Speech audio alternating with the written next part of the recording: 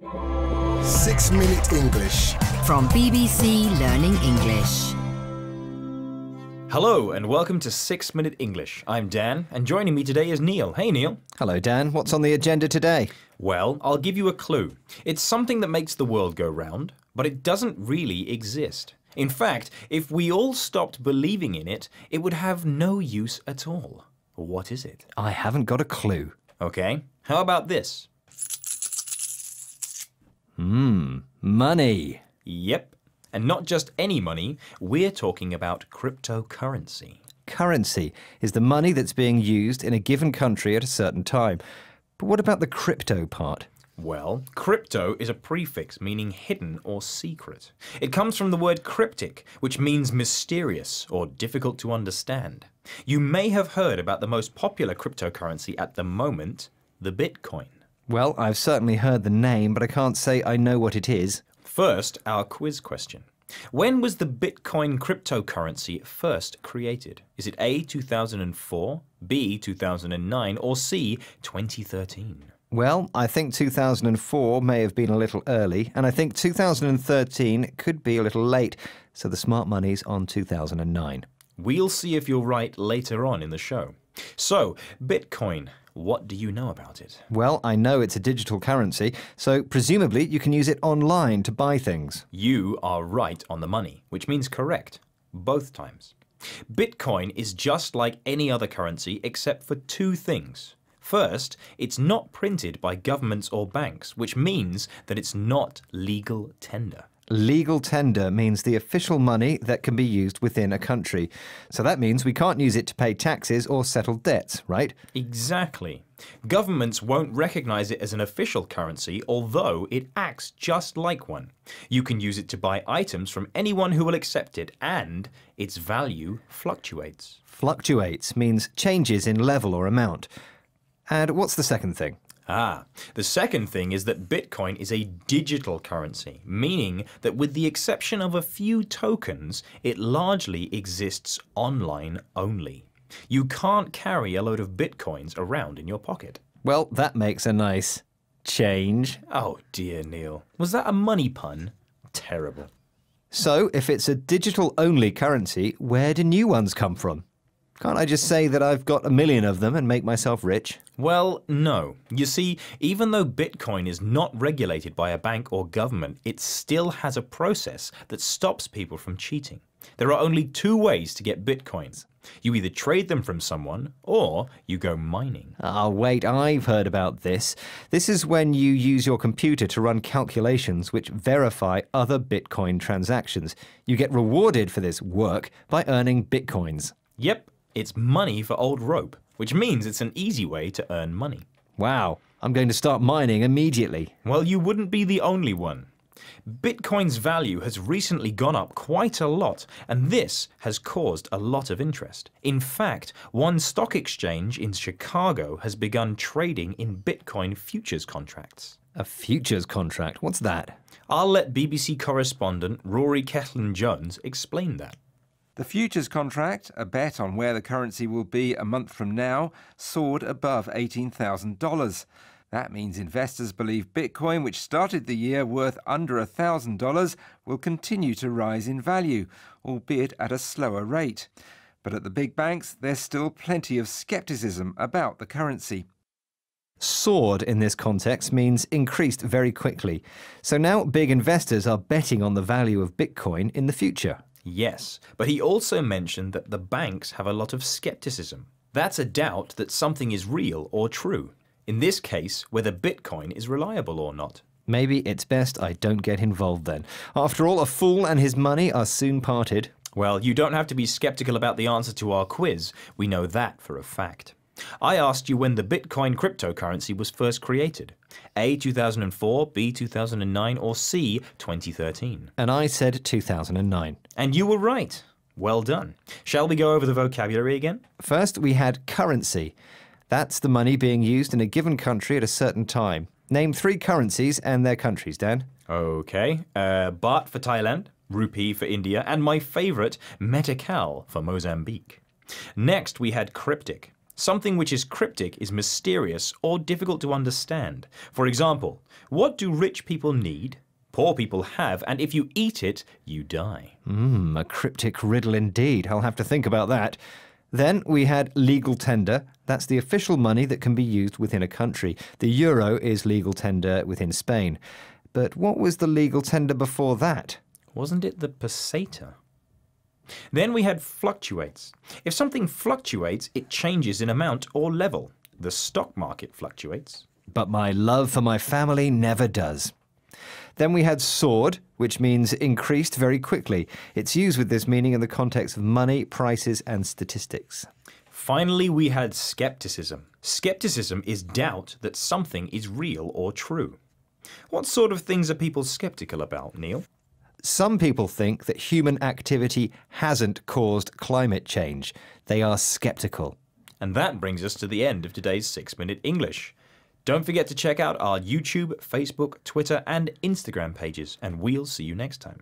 Goodbye. Goodbye. 6-Minute English from BBC Learning English.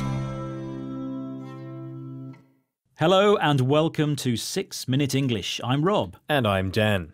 Hey Dan, what's the time? Time you got a new watch? Now, I didn't ask you that just for a joke or a sarcastic comment now, did I? Well, no, but look, there's a clock over there, and you are wearing a watch. You have a smartphone and a computer, all of which show the time, so why are you asking me? Oh, Dan, I was trying to introduce today's topic, which is all about virtual assistants or bots. You seem to have forgotten the script. Oh, yeah. Sorry. We're talking about software that you talk to and that can talk back to you, like Apple's Siri, Google's Assistant, Amazon's Alexa, and Microsoft's Cortana. It might be on your phone or computer or even a speaker in your house. Now, before we hear more about this topic, here is today's quiz question. Do you know when was the first computer which could recognise speech launched? Was it in A, 1951, B, 1961 or C, 1971? Oh, I've found my script, so I've seen the answer. But I have to say, I was surprised. OK, don't tell anybody, Dan, OK? We'll give the answer for the listeners at the end of the programme. We're going to hear now from Tom Hewitson, who is a conversation designer working in the field of virtual assistants, talking on BBC Radio 4's Word of Mouth programme. He talks about the whole idea of virtual assistants and how they're changing the way we interact with technology. How does he describe our existing relationship with computers? It changes the way that we think about computers. To date, we've thought of them largely as tools. They're just an advanced version of a calculator. They're something that you kind of use to get a specific thing done. Whereas this is kind of changing them more into like an agent. They're an active participant in the kind of interaction and in guiding you to make the right decision. How did he describe our existing relationship with computers then? He said that to date, which is an expression which means up until this point in time, we've thought of them as advanced calculators. Yes, that's right. We use them as a tool to get things done. But he says that modern technology is turning them into an agent. This doesn't mean a secret agent like James Bond. In this sense, an agent is something that has agency, and that means it has the ability to act individually and make its own decisions. I'm not sure I'd like my phone to have agency. It probably wouldn't like being in my pocket all day. Well, who would, Dan? But I'm not sure Hewitson is suggesting our devices will become that clever. But he did say they could become more active in our lives. Maybe. Oh, I imagine, for example, telling us if we're spending too much time in fast food restaurants. Yeah, well, maybe in your case, Dan. Mine will be telling me I spend too much time in the gym. Hewitson goes on to explain how the way we talk to our virtual assistants will develop. What does he say we don't need to do? We will develop our own kind of vernacular for speaking with machines that will be subtly different from how we speak to other people because, as you rightly point out, you don't need to make the machine like you. You don't need to kind of make random chit-chat that's just filling the time. It can be much more brusque and to the point. A lot of what we say in human communication is to do with our relationship with the person we're talking to. We say things and talk about things that are maybe not directly relevant to our point. With a digital virtual assistant, we don't need to do that, so we don't need to make the machine like us. Hewitson said that we will develop our own vernacular. This is a general word for a native language. This vernacular will be a little bit different from our everyday vernacular because, as we said, we don't need to maintain a social relationship with the artificial assistant. This means that we won't need chit-chat. Chit-chat is another expression for small talk, conversation topics which aren't important but are part of everyday social communication, like talking about the weather. And because we don't need to be friends with our virtual assistants, we can be brusque and to the point. Both of these mean being very direct and not very polite. Well, Dan, I don't mean to be brusque, but it is time for the answer to this week's quiz question. Earlier, I asked, when was the first computer which could recognise speech launched? The options were A, 1951, B, 1961, and C, 1971. Well, actually, the first computer which could recognise speech was launched in 1961. Yep, it was called the IBM Shoebox and could recognise 16 words and the numbers 0 to 9. That's nearly as many as you. Cheeky. Right, enough of this chit-chat. Let's recap today's vocabulary. Well, chit-chat was one of today's expressions, meaning small talk. But we also had the expression to date. That means up until this moment in time. Then we have the noun agent. This refers to something that has agency, and that is the ability to think, make decisions, and act independently. The next word is vernacular, another word for language, particularly when talking about a native language. And finally, there was brusque, meaning direct and not polite, and to the point, which also means direct and without unnecessary information. Hey, Rob. Yes, what can I do for you, Dan? End the programme. Certainly, Dan. Well, that's all from us today. Be sure to check us out in all the usual places, Facebook, Twitter, Instagram and YouTube. And of course, please don't forget our website, bbclearningenglish.com. Bye for now. Bye-bye. 6 Minute English. From BBC Learning English. Hello, this is 6 Minute English from BBC Learning English. I'm Neil. And I'm Sam. What's the matter, Neil? You sound upset. Well, I am, Sam. I just spent an hour working on my computer when it suddenly froze. I lost everything and had to start all over again. Oh, that's so frustrating. Like pop-up internet ads and buffering videos that never play. Modern computers and the internet have revolutionized the way we live today, bringing us the world with a click of a button. But not everyone feels happy about these technological developments. While potentially acting as a force for good and progress, the internet also provides a way of spreading hate and misinformation. And for some people, the World Wide Web remains a mysterious and confusing place. In this programme, we'll hear about a new academic subject called Web Science. Web Science studies the technology behind the internet. But from the human side, it's also interested in how people interact with each other online. So we'll be asking whether studying web science could make the internet better for humanity in the future. But first, it's time for our quiz question. I wonder what the pioneers of the internet would think about how it is used today. So the question is, who invented the World Wide Web? Was it A, Bill Gates, B, Tim Berners-Lee, or C, Steve Jobs? Well, Bill Gates and Steve Jobs were the brains behind Microsoft and Apple Mac, so I'm going to say C, Tim Berners-Lee. Okay, Sam, we'll find out later. Now, because of coronavirus, the annual Web Science Conference was held online this year. Its theme was Making the Web Human-Centric. One of the conference's key speakers and co-founder of the new discipline of web science was Dame Wendy Hall. Here she is speaking to the BBC World Service's Digital Planet. People think about the web as a technology, but actually it's co-created by society. We put the content on, we interact with the technology, with the platforms, with the social media networks to create it. What we study is how that works as an ecosystem, this coming together of people and technology, and it's very interdisciplinary, very socio-technical, and of course these days a lot of it is powered by AI. Web science is not only interested in the technology side of the internet. As a subject, it's very interdisciplinary, involving 2 or more academic subjects or areas of knowledge. Web science combines digital technology with subjects ranging from psychology and robotics to economics and sociology. Exchanges between humans and the internet can be seen in social media networks, websites, apps, and computer programs like Facebook and Instagram, which allow people to use electronic devices to communicate and share information. This view of technology sees the internet as an ecosystem, a complex pattern of relationships and mutual influences that exists between all living things and their environment. One ongoing and topical example of websites helpfully interacting with humans is the COVID contact tracing app. You might think the mobile phone app, which tracks movements and contact between people to combat coronavirus, would be a useful, practical application of internet technology.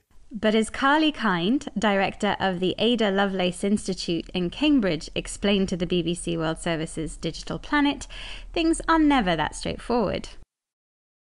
Actually, there's a lot of more fundamental questions that haven't been answered yet, such as, is Bluetooth even an adequate mechanism for doing what it says on the tin, which is detecting contact between two people? The trials so far show that it's not actually that great. And so do we know for sure that these apps work and they work in the way we want them to? Do we get the public health information that we need? Apps like this are designed to support public health, services to improve the standard of health of a country's general population. But Carly thinks the mechanisms used must be suitable and adequate. They must actually work or do what it says on the tin. An informal idiom meaning work exactly as it is intended to. To find this out, trials, tests to discover how effective or suitable something is, are carried out over a period of time. The kind of trials which were carried out during the invention of the internet in the first place, right, Neil? Ah yes, the invention of the internet, or to be more accurate, the World Wide Web. In our quiz question, I asked you who invented the World Wide Web. What did you say, Sam? I said B, Tim Berners-Lee. Well, you're a first-class web scientist, Sam, because that is the correct answer. Great. In this program, we've been hearing about web science, a new interdisciplinary subject combining several areas of study, which investigates the ecosystem of the internet, the complex pattern of interconnections between humans and their environment. Social media networks, websites and apps like Facebook, which let people use electronic devices to communicate on the internet, show how humans and technology can successfully interact. A new COVID contact tracing app is currently undergoing trials, tests to see if it works effectively. This will discover if it does what it says on the tin, works as it's supposed to.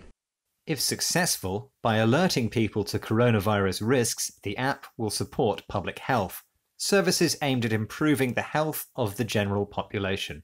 And that's all from us for now. And we hope you'll join us again soon for more topical English vocabulary here at 6 Minute English. Bye for now. Bye-bye. 6 Minute English. From bbclearningenglish.com. Hello and welcome to 6 Minute English. I'm Catherine. And hello, I'm Rob. Today we have another technology topic. Oh, good, I love technology. It makes things easier, it's fast, and means I can have gadgets. Do you think that technology can actually do things better than humans? For some things, yes. I think cars that drive themselves will be safer than humans, but that will take away some of the pleasure of driving. So I guess it depends on what you mean by better. Good point, Rob. And that actually ties in very closely with today's topic, which is techno-chauvinism. What's that?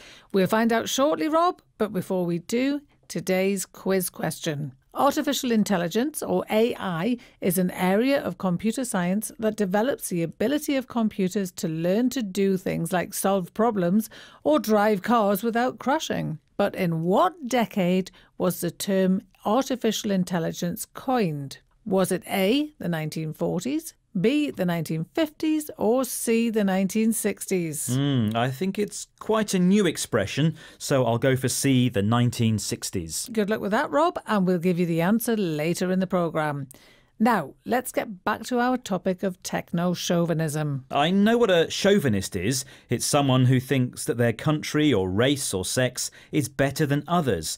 But how does this relate to technology? We're about to find out. Meredith Broussard is Professor of Journalism at New York University, and she's written a book called Artificial Unintelligence. She appeared on the BBC Radio 4 programme More or Less to talk about it. Listen carefully and find out her definition of techno-chauvinism.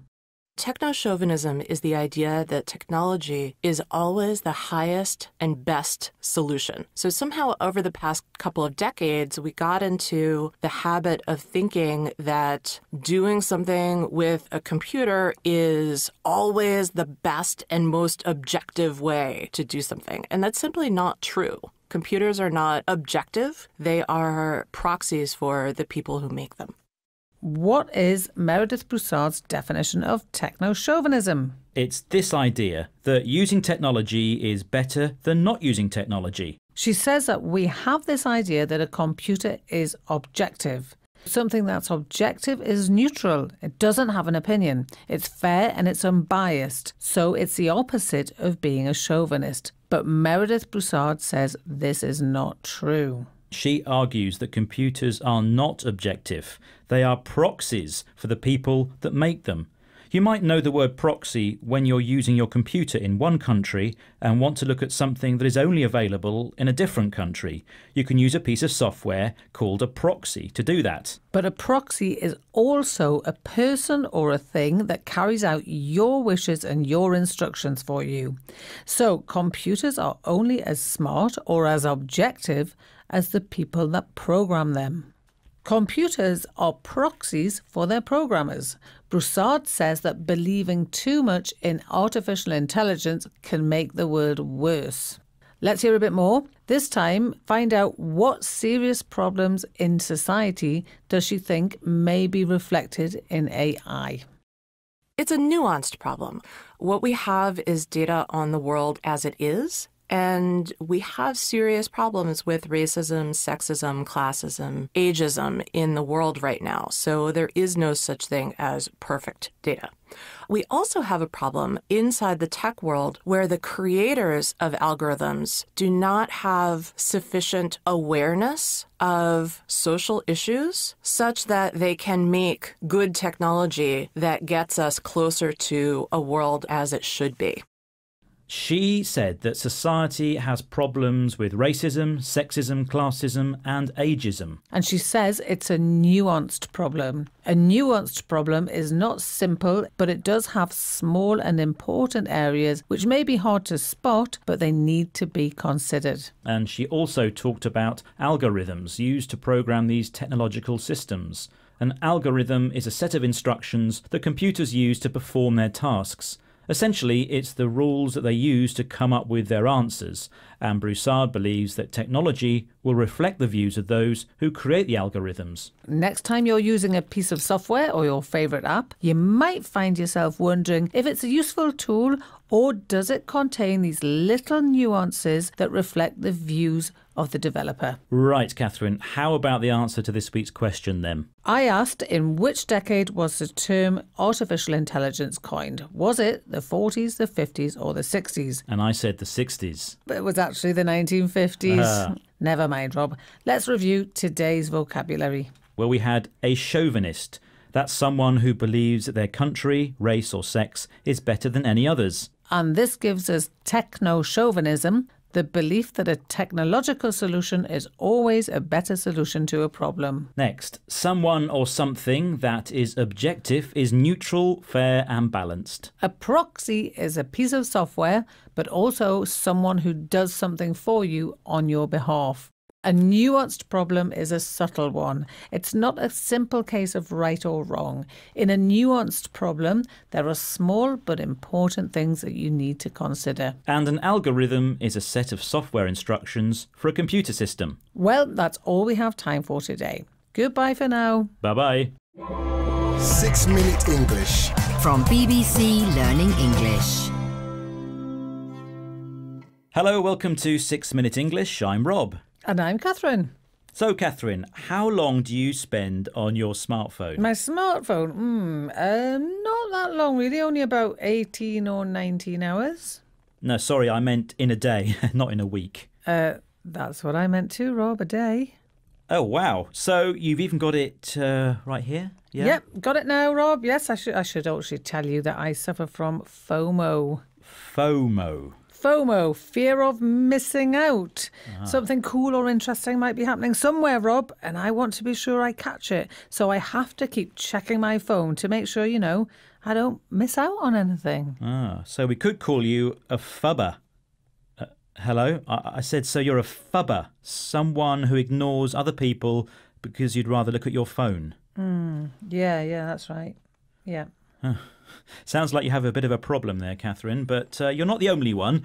According to one recent survey, half of teenagers in the USA feel like they're addicted to their mobile phones.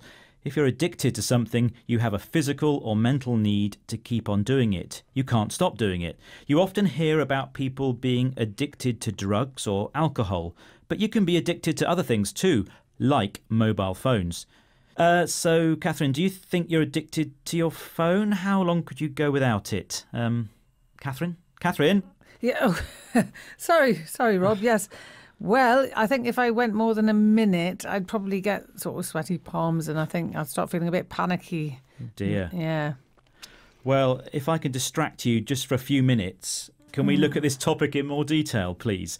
Let's start with a quiz question first, though. In what year did the term smartphone first appear in print? Was it A, 1995, B, 2000, or C, 2005? What do you think? OK, you got my full attention now, Rob. Good. And I think it's 2000, but actually, can I just have a quick look on my phone to check the answer? No, that would be cheating. Well, for you, maybe not for the listeners. Spoil sport.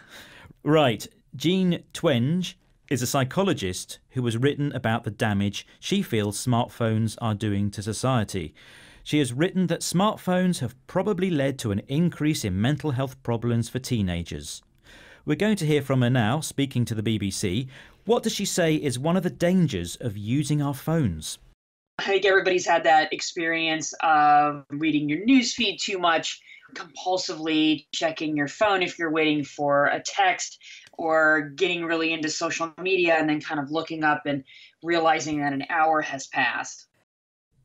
So what danger does she mention? Well, she said that we can get so involved in our phones that we don't notice the time passing. And when we finally look up, we realise that maybe an hour has gone. And I must say, I find that to be true for me, especially when I'm watching videos online. They pull you in with more and more videos, and I've spent ages just getting lost in video after video. Well, that's not a problem if you're looking at our YouTube site, of course. There's lots to see there. Yeah, BBC Learning English, no problem. You can watch as many as you like. Well, she talks about checking our phones compulsively. If you do something compulsively, you can't really control it. It's a feature of being addicted to something. You feel you have to do it again and again. Some tech companies, though, are now looking at building in timers to apps, which will warn us when we have spent too long on them. Does Jean Twenge think this will be a good idea? It might mean that people look at social media less frequently and that they do what it really should be used for, which is to keep in touch with people, but then put it away and go see some of those people in person or give them a phone call. So, does she think it's a good idea? Well, she doesn't say so directly, but we can guess from her answer that she does, because she says these timers will make people spend more time in face-to-face interaction, which a lot of people think would be a good thing. Yes, she said we should be using it for keeping in touch with people, which means contacting people, communicating with them, and also encouraging us to do that communication in person. If you do something in person, then you physically do it. You go somewhere yourself or see someone yourself. You don't do it online or through your smartphone. Which nicely brings us back to our quiz question. When was the term smartphone first used in print? 1995, 2000 or 2005? What did you say, Catherine? I think I said 2005 without looking it up on my phone, Rob. That's good to know, but maybe looking at your phone would have helped because the answer was 1995. But well done to anybody who did know that. Yeah, or well done to anyone who looked it up on their phone and got the right answer. Right, before logging off, let's review today's vocabulary. OK, we had FOMO, an acronym that means fear of missing out, something that I get quite a lot. And that also makes you a fubber. People who ignore the real people around them because they're concentrating on their phones. Yes, I do think I'm probably addicted to my phone. I have a psychological and physical need to have it. My smartphone is my drug. Wow. And you look at it compulsively. You can't stop looking at it. You do it again and again, don't you? That's sadly true, Rob.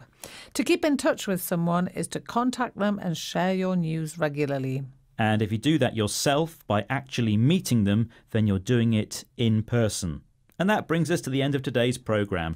Don't forget you can find us on the usual social media platforms, Facebook, Twitter, Instagram and YouTube, and on our website at bbclearningenglish.com. Bye for now. Bye. 6 Minute English. From bbclearningenglish.com. Hello, this is 6 Minute English from BBC Learning English. I'm Neil. And I'm Georgina. Now, Georgina, what do you know about AC/DC? You mean the Australian rock and roll band? Well, their 1979 hit Highway to Hell stayed at number 1 for 11 weeks. No, not that AC/DC, Georgina. I'm not talking rock music here. I'm talking electrical currents. Alternating current, AC, and direct current, DC, the two ways in which electricity flows. Oh, I see. No, I don't know anything about that AC/DC. Well, don't worry, because in today's programme we'll be finding out some quirky facts about electricity, how it differs across the world, and why some countries have more complicated electrical systems than others. I have noticed that when I travel to another country, I need a converter plug to connect my laptop. Is that something to do with AC/DC? Yes, it could be. Of course, electricity itself doesn't change from country to country. No, it's an invisible natural force at work in everything from lightning storms to the electrical sparks firing in our brains. But although it happens naturally, one scientist was credited with discovering electricity. Who? That's my quiz question. Who discovered electricity? Was it A, Thomas Edison, B, Alexander Graham Bell, or C, Benjamin Franklin? I'm not a qualified electrician myself, Neil, but I'll say C, Benjamin Franklin. OK, well, one person who definitely is a qualified electrician is BBC presenter Gareth Mitchell. So when BBC Radio 4's Science Stories sent him to meet electricity expert Keith Bell, the conversation was, shall we say, sparky.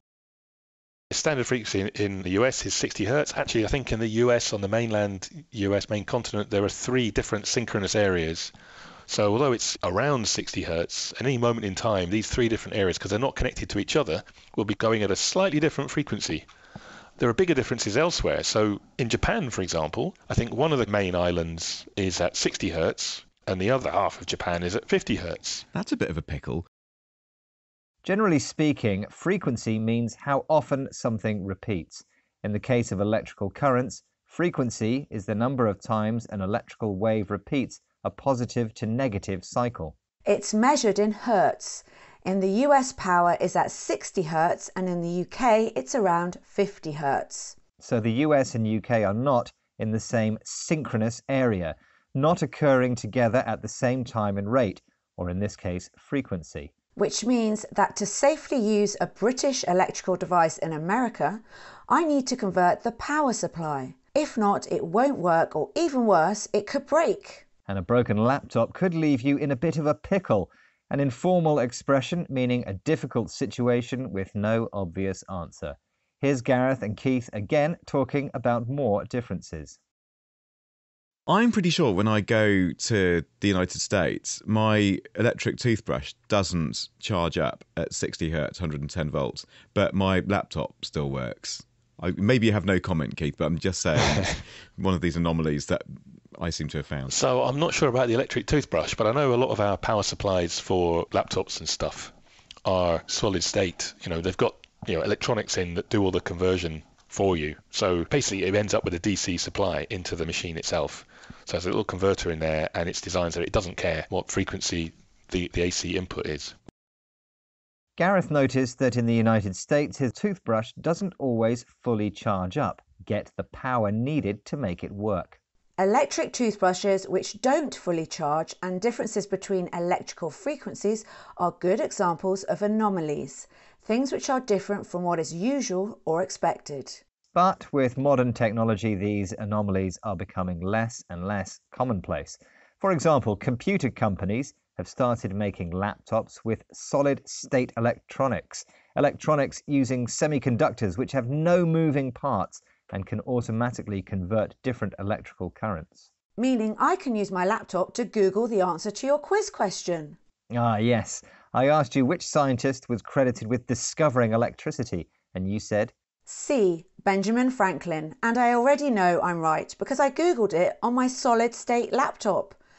To show that lightning was electricity, Franklin attached a metal key to a kite and flew it during a thunderstorm.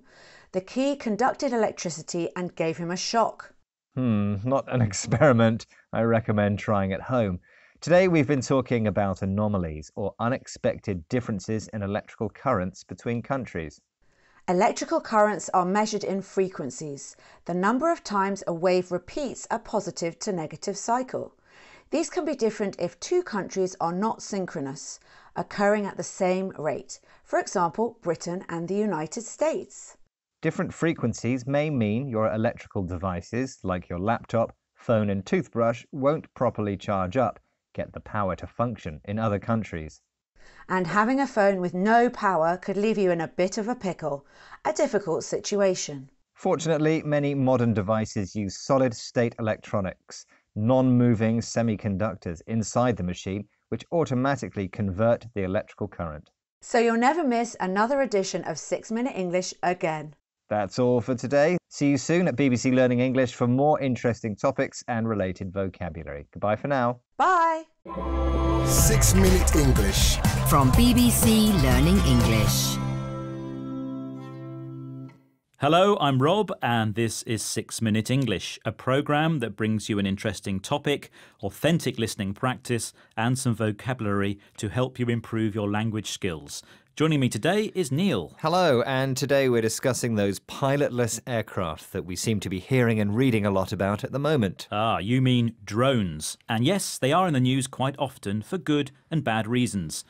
They've been used for many things, from smuggling drugs, detecting water leaks and surveillance. And surveillance, that means the act of carefully watching someone or something, perhaps a criminal. But also it means spying, maybe on me and you, Rob. So, should we be welcoming the rise of the use of drones? Well, before our discussion about that takes off, we need to set today's question for you to answer, Neil. What are you droning on about, Rob? And by that, I don't mean flying a drone. I mean talking too much in a very boring way. Thanks, Neil. Now just answer this, will you? Drones are sometimes also referred to as UAVs. So what does UAV stand for? Is it A, unidentified aerial vehicle, B, unmanned aerial vehicle, or C, unaided aircraft vehicle? Well, I'm going to go for B, unmanned aerial vehicle. OK, well, we'll see if you're right later on. Now let's talk more about drones, which apparently seem to be everywhere now. But are they safe and are they necessary? I've heard about them being a hazard to aircraft because they've been flown close to airports. Well, figures in 2016 showed that in the UK there were 70 near misses involving drones, and that's more than double the year before. So that is a little worrying. Yes, and there's the potential risk of people's privacy being invaded when a drone is flown over their property with a camera attached to it. Ah, but those cameras are also good at capturing some great aerial footage. That's the film recording of the view from above the ground. So they're not all bad, and Dr. Yogi Patel would agree. She is CEO of Blue Bear, which supplies unmanned planes and drones. Here she is speaking about drones on the BBC's Woman's Hour programme. They have the potential to be dangerous, agreed. They also have, though, on the flip side, the ability to be a game changer in both domestic use and in military use. So some of our drones are being used for aircraft inspections. We've put our drones into Fukushima. So there you go, Neil. There are many useful things drones can do. And Dr. Patel said they have the ability to be a game changer. And by that, you mean something that completely changes the way something's done or thought about. Yes. Her company has used drones to inspect the inside of the damaged Fukushima nuclear power station in Japan. And another example of drones being a game changer is UNICEF and the Malawian government testing drones for carrying medical supplies. This could help save lives in remote places. And I've read that in Australia, lifeguards are using drones to help rescue swimmers who get in trouble in the sea. And have you heard about a Japanese firm that's planning to use a drone to force employees out of their offices by playing music at them if they stay to work evening overtime? I haven't, but you've convinced me. It seems like the sky's the limit for the uses of drones. I mean, there's no limit to what they can do. But I am a little concerned about how they're regulated or controlled. Well, Dr. Yogi Patel says because the technology is new, regulations or legal controls are developing all the time. As technology progresses, regulation and operational use needs to then be harmonised with it. And we are, as a community, going through that whole process of saying what is proportionate and appropriate regulation to go with different uses of drones. So she talked about regulations being harmonised as technology progresses. So I think she means making regulations suitable and appropriate for what the drones are being used for. So they need some control, but not so they can't be useful and effective. Like flying drones to stop you working late.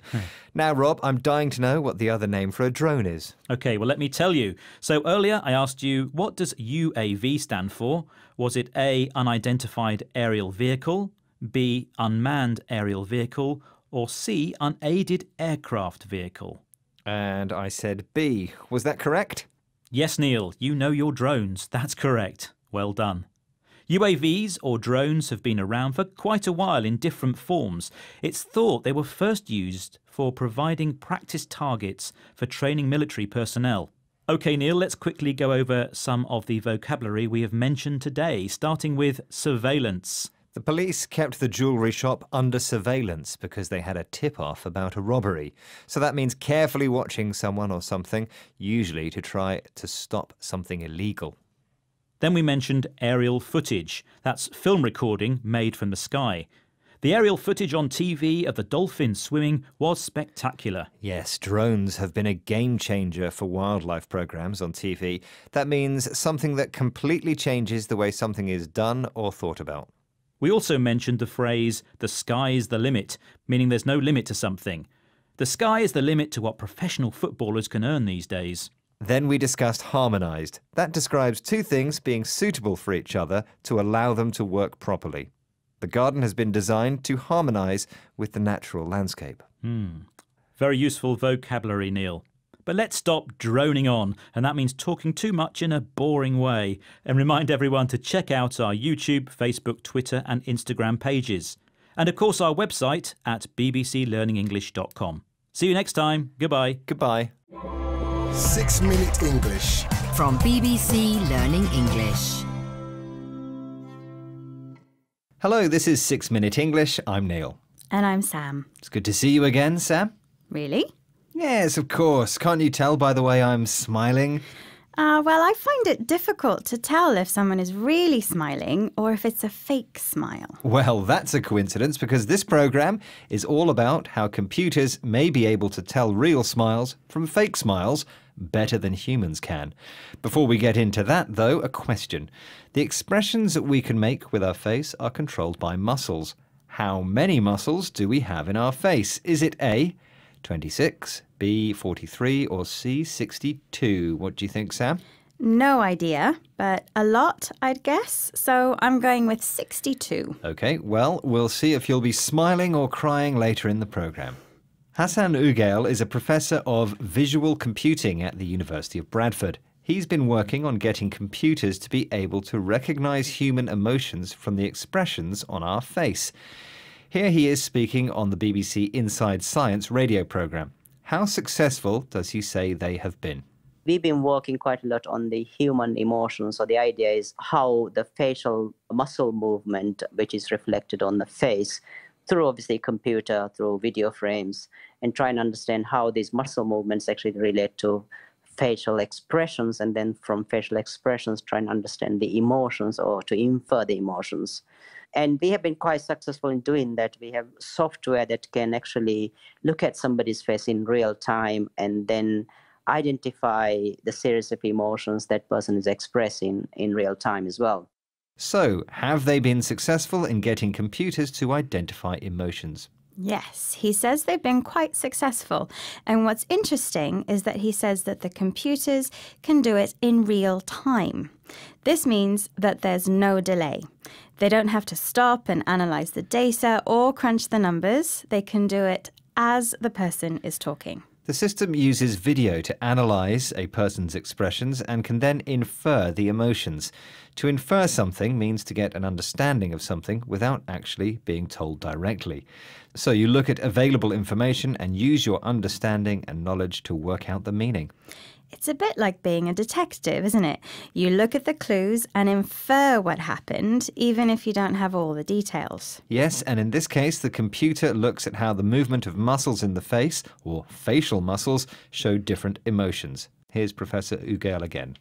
We've been working quite a lot on the human emotions. So the idea is how the facial muscle movement, which is reflected on the face, through obviously computer, through video frames, and try and understand how these muscle movements actually relate to facial expressions, and then from facial expressions try and understand the emotions or to infer the emotions. And we have been quite successful in doing that. We have software that can actually look at somebody's face in real time and then identify the series of emotions that person is expressing in real time as well. So how do the computers know what is a real or a fake smile? The computers have to learn that first. Here's Professor Ugel again talking about how they do that. We have a data set of real smiles and we have a data set of fake smiles. These real smiles are induced smiles in a lab. So you put somebody on a chair and then show some funny movies, and we expect the smiles are genuine smiles. And similarly, we ask them to pretend they're smiling. So these are what we call fake smiles. So what we do is we throw these into the machine, and then the machine figures out what are the characteristics of a real smile and what are the characteristics of a fake smile. So how do they get the data that the computers use to see if your smile is fake or genuine, which is another word which means real? They induce real smiles in the lab by showing people funny films. This means that they make the smiles come naturally. They assume that the smiles while watching the funny films are genuine. And then they ask the people to pretend to smile, and the computer program now has a database of real and fake smiles and is able to figure out which is which. Figure out means to calculate and come to an answer. Yes, and apparently the system gets it right 90% of the time, which is much higher than we humans can. Right, well, before we remind ourselves of our vocabulary, let's get the answer to the question. How many muscles do we have in our face? Is it A, 26, B, 43, or C, 62? Sam, are you going to be smiling? What did you say? Aha, so I thought 62. Am I smiling, Neil? Sadly, you are not. You're using different muscles for that sort of sad look. Actually, the answer is 42. Congratulations to anyone who got that right. Now, our vocabulary. Yes, so facial is the adjective relating to face. Then we had infer. This verb means to understand something even when you don't have all the information, and you come to this understanding based on your experience and knowledge, or in the case of a computer, the programming. And these computers work in real time, which means that there's no delay. And they can tell a fake smile from a genuine one, which means a real one, as the person is speaking. They made people smile, or as the professor said, they induced smiles by showing funny films. And the computer is able to figure out or calculate whether the smile is fake or genuine. OK, thank you, Sam. That's all from 6 Minute English today. We look forward to your company next time. And if you can't wait, you can find lots more from BBC Learning English online, on social media and on our app. Goodbye. Bye-bye. 6 Minute English. From bbclearningenglish.com. Welcome to 6 Minute English, where we bring you an intelligent topic and 6 related items of vocabulary. I'm Neil. And I'm Tim. And today we are talking about AI, or artificial intelligence. Artificial intelligence is the ability of machines to copy human intelligent behaviour. For example, an intelligent machine can learn from its own mistakes and make decisions based on what's happened in the past. There's a lot of talk about AI these days, Neil, but it's still just science fiction, isn't it? That's not true. AI is everywhere. Machine thinking is in our homes, offices, schools and hospitals.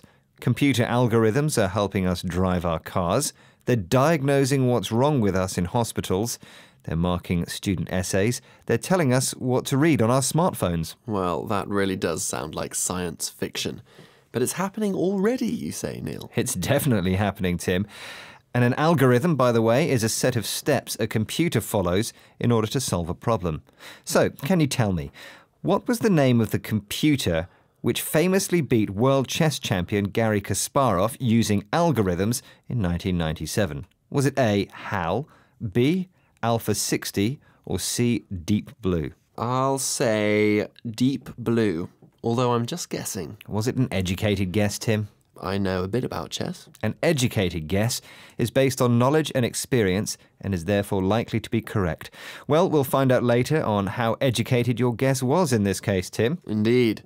But getting back to AI and what machines can do, are they any good at solving real-life problems? Computers think in zeros and ones, don't they? That sounds like a pretty limited language when it comes to life experience. You would be surprised at what those zeros and ones can do, Tim. Although you're right that AI does have its limitations at the moment. And if something has its limitations, there's a limit on what it can do or how good it can be. OK. Well, now it might be a good time to listen to Zubin Bahramani, Professor of Information Engineering at the University of Cambridge and Deputy Director of the Leverhulme Centre for the Future of Intelligence. He's talking about what limitations AI has at the moment. I think it's very interesting how many of the things that we take for granted, we humans take for granted as being sort of things we don't even think about, like how do we walk, how do we reach, how do we recognize our mother, you know, all these things. When you start to think about how to implement them on a computer, you realize that it's those things that are incredibly difficult to get computers to do, and that's where the current cutting edge of research is. If we take something for granted, we don't realise how important something is. You sometimes take me for granted, I think, Neil. No, I never take you for granted, Tim. You're far too important for that. Good to hear. So things we take for granted are doing everyday tasks like walking, picking something up, or recognizing somebody. We implement or perform these things without thinking, whereas it's cutting-edge research to try and program a machine to do them. Cutting edge means very new and advanced. It's interesting, isn't it, that over 10 years ago a computer beat a chess grandmaster, but the same computer would find it incredibly difficult to pick up a chess piece. I know, it's very strange. But now you've reminded me that we need the answer to today's question. Which was, what was the name of the computer which famously beat world chess champion Garry Kasparov in 1997? Now, you said Deep Blue, Tim, and that was the right answer. You see, my educated guess was based on knowledge and experience. Or maybe you were just lucky. So, the IBM supercomputer Deep Blue played against US world chess champion Garry Kasparov in 2 chess matches. The first match was played in Philadelphia in 1996 and was won by Kasparov. The second was played in New York City in 1997 and won by Deep Blue. The 1997 match was the first defeat of a reigning world chess champion by a computer under tournament conditions. Let's go through the words we learned today. First up was artificial intelligence, or AI, the ability of machines to copy human intelligent behaviour. There are AI programs that can write poetry. Do you have any examples you can recite? Afraid I don't. Number 2, an algorithm is a set of steps a computer follows in order to solve a problem. For example, Google changes its search algorithm hundreds of times every year. The adjective is algorithmic. For example, Google has made many algorithmic changes. Number 3, if something has limitations, there's a limit on what it can do or how good it can be. Our show has certain limitations. For example, it's only 6 minutes long. That's right. There's only time to present 6 vocabulary items. Short but sweet. And very intelligent, too. OK, the next item is take something for granted, which is when we don't realise how important something is. We take our smartphones for granted these days, but before 1995, hardly anyone owned one. Number 5, to implement means to perform a task or take action. Neil implemented some changes to the show. The final item is cutting edge, new and advanced. This software is cutting edge. The software uses cutting edge technology. Okay, that's all we have time for on today's Cutting Edge show. But please check out our Instagram, Twitter, Facebook and YouTube pages. Bye-bye. Goodbye. 6 Minute English. From bbclearningenglish.com. Hello and welcome to 6 Minute English. I'm Neil. And I'm Catherine. Hello. Now, Catherine, say cheese. Cheese. Ah, thank you. A little souvenir of our time together. Let's have a look. Hang on a minute, you just took a selfie. I wasn't even in the picture. Ah, well, that's the magic of the smartphone. 2 cameras. You know, that's not something you can do with a traditional camera. I mean, do you even have a separate camera these days? I do, actually. It's in a cupboard somewhere at home. Well, that is the topic of this programme. Have traditional cameras been completely replaced by smartphones? Or, to put it another way, have cameras been made obsolete by the smartphone? Interesting question. But before we get into this topic, how about a question for our listeners? Of course. We are certainly in the digital age of photography, but when was the first digital camera phone released? Was it A, 2000, B, 2004, or C, 2007? What do you think? Well, I actually know this one, so I'm going to be fair and keep it to myself. OK, well, listen out for the answer at the end of the programme. There are different kinds of cameras available today. There are compact cameras, which are small and mostly automatic, and usually come with a fixed lens. That's right. And then there are SLRs and DSLRs, which are bigger, and you can change the lenses on these cameras, and they allow for a lot of manual control. And there are also mirrorless cameras, which are a cross between compact cameras and DSLRs. They are small, like a compact camera, but you can also use the same lenses on them that you can use on DSLRs. And of course, there are the cameras on smartphones, and these are convenient and they're becoming increasingly sophisticated. Phil Hall is the editor of Tech Radar magazine. He was asked on the BBC programme You and Yours if he thought smartphones would make other cameras obsolete. What is his opinion? I don't think so. I think while compact camera sales have really dropped off a cliff, it's the lower end of cheap compacts where people have opted for a smartphone, and I think manufacturers are looking at the more higher end premium cameras, high end compacts, DSLRs, which are the ones you can attach lenses to, and mirrorless cameras. So the market's changing, and I don't think there'll be a time soon or yet that the smartphone will take over the camera completely. So, does Phil think smartphones will kill the camera? In a word, no. He does say that sales of cheap compact cameras have dropped off a cliff. This rather dramatic expression describes a very big fall in sales. This is because the kind of consumers who would choose a compact camera are now opting for the camera on their smartphone. When you opt for something, you choose it rather than something else. For people who want a quick, easy-to-use and convenient way to take reasonable quality photos, compact cameras used to be the best choice, but now it's a smartphone. So the camera makers are now moving to the more high-end market, the DSLRs and mirrorless cameras.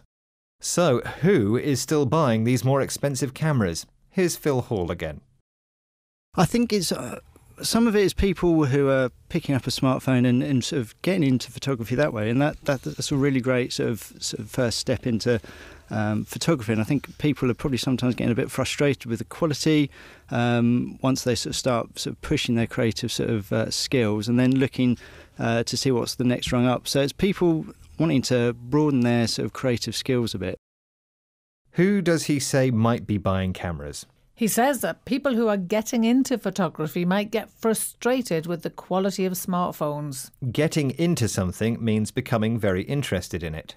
And if you're frustrated with something, it means you're disappointed with it. You're not happy with it. So people who have got into photography with a smartphone but are frustrated with its limitations and want to be more creative are going to the next level. They're moving up. They are, as Phil said, taking the next rung up. Now, a rung is the horizontal step of a ladder. So the expression taking the next rung up is a way to describe doing something at a higher level. Now, talking of higher levels, did you get this week's quiz question right? The question was, when was the first phone with a digital camera released? Was it 2000, 2004 or 2007? The first phone with a digital camera was released in 2000. Now, to take us up to the end of the programme, let's look at the vocabulary again. First, we had the adjective obsolete, which describes something that's been replaced and is no longer the first choice. When the expression to drop off a cliff is used about, for example, sales numbers, it means sales have fallen significantly over a short period of time. To opt for something means to choose something. And when you become very interested in an activity, you can say that you get into it. If you're trying to do something and you can't do it because you don't have the skill or the equipment you are using is not right or not good enough, you can become frustrated. And developing your skills to a higher level can be described as taking the next rung up. Right, that's all from us in this programme. Do join us again next time, and don't forget that in the meantime you can find us on Instagram, Facebook, Twitter, YouTube and of course our website bbclearningenglish.com. See you soon. Goodbye. Bye. 6 Minute English from the BBC.